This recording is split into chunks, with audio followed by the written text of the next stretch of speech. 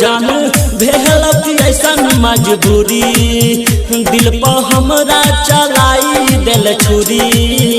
दिल तोड़ के हमरा छोड़ के जान जाई छही हमरा से दूर गे दिल तोड़ के हमरा छोड़ के जान जाई छही हमरा से दूर गे जान भेलक ऐसन मजबूरी दिल पर हमरा चलाई दिल छुरी दिल तोड़ के हमरा छोड़ के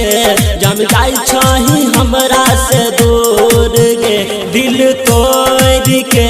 हमरा छोड़ के जान जाई छही हमरा से दूर गे।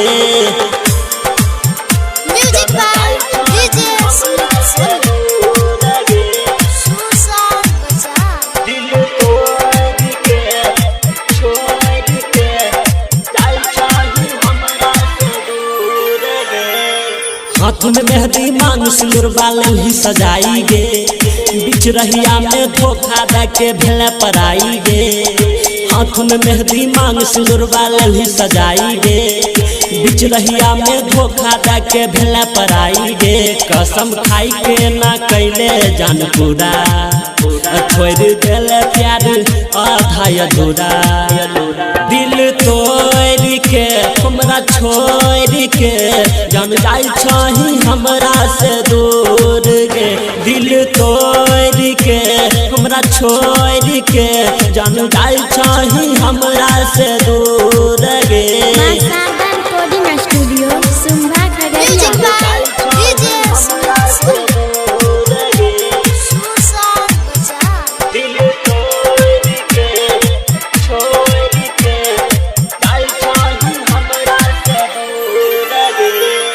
हमरा सिखाई के गलही जान प्यार में हारे के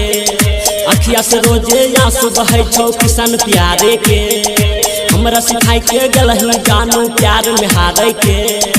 अखिया से रोजे आंसू बहे छौ किसान प्यारे के कौन गलती के दै छी जान साजा रतन खलटू के बनाई लेल राजा दिल तोड़ के हमरा छोड़ के